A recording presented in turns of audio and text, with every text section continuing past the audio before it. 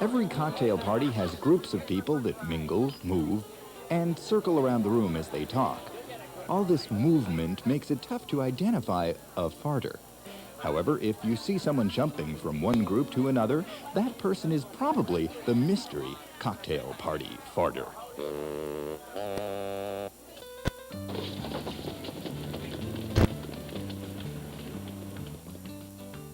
People need cute, inoffensive words for kids to use to describe farts. You don't want little toddlers running around using foul words, do you? I suppose fanny burp is as good an inoffensive term for a kiddie fart as any. All these terms work fine until the kid goes to school. Early in the first week, some wise-ass kid will say, "Hey, that's not a fanny burp, it's a fart!"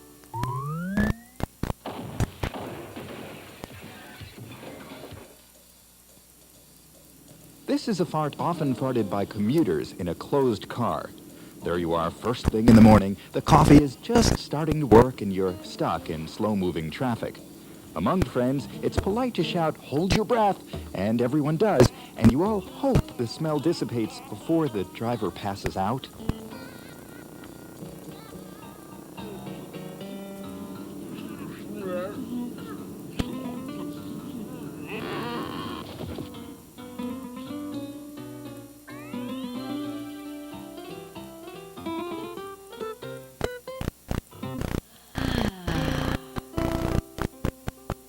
This is a very private and beautiful fart. To put it most delicately, the lover's fart is a fart that slips out while you're making love.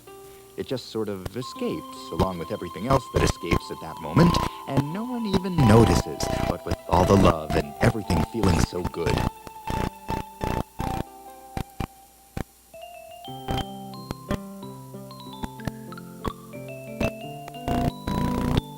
Any fart where the farter is reading a newspaper can be referred to as a newspaper fart.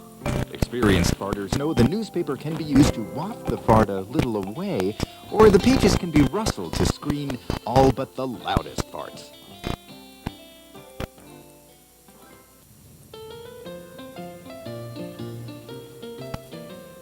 Why is it people always have to fart when they're in supermarkets? The trick to doing this fart correctly is to fart in an empty aisle and then whip around a corner to escape. Most farters don't worry about the innocent shoppers who encounter the lingering odor.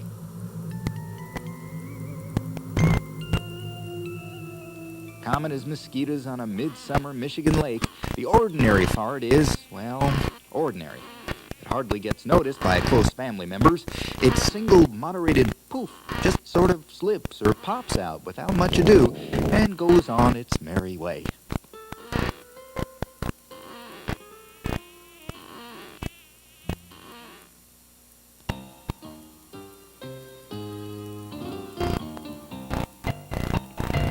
Oh, this is a clever fart.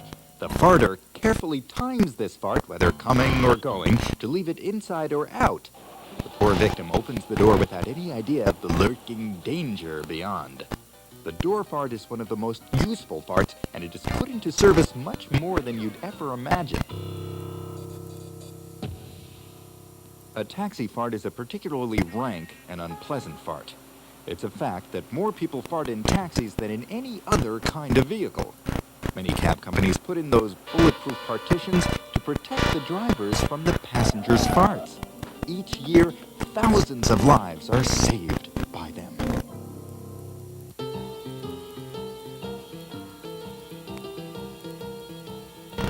Everyone who has ever done a sit-up knows this fart. It's almost totally involuntary and issues forth with a rather healthy-sounding blast of air. It's downright hell, of course, on the poor fellow holding your feet at the moment.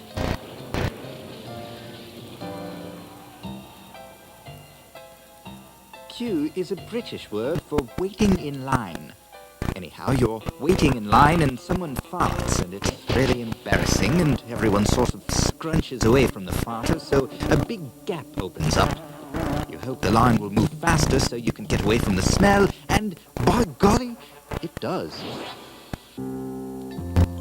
Done correctly, the camper fart will kill mosquitoes and keep bears away.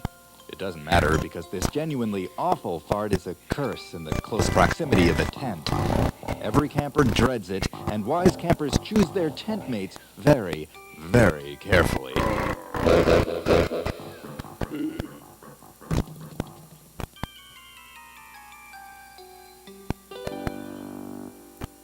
The copy machine fart is any fart done when using a copy machine, and is among the most embarrassing kind of farts. A clever farter will, of course, try to blame the machine by jiggling a button and mumbling something about ozone or toner. It probably won't fool anyone. The massage fart is a pleasant and relaxed fart that a good masseur will just sort of squeeze out of you. People who give massages are into natural body functions and probably will not mind this fart at all.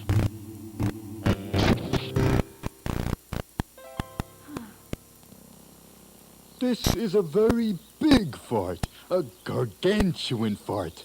A fart big enough to blow holes in the ozone layer.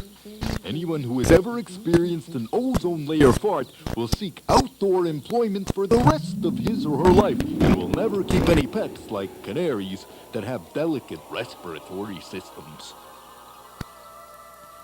This is a fart you can't restrain while waiting for the doctor in the little examining room. If you forget to take along a magazine, there's nothing much to do in these little rooms, so I suppose it's as good a place as any to fart. When the doctor does come in, however, he or she will know you did it. There's no escaping that. Then again, maybe that's part of the exam.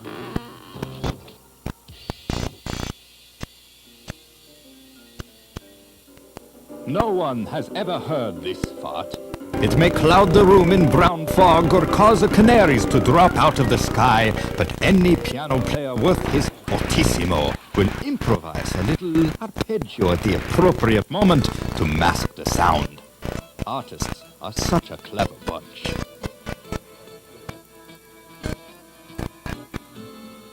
It is necessary for a dog to be around for this fart to occur.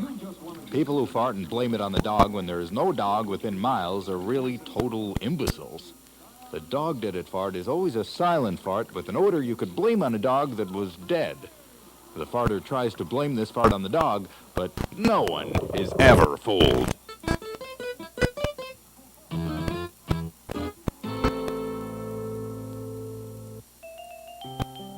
Some misguided people think their farts smell like flowers. These people also go through the express lane at a supermarket with a full load of groceries, carry 2 suitcases onto a plane, and probably park in handicapped spaces. There is no such thing as a flower fart, not even by investment bankers who have been Republicans all their lives.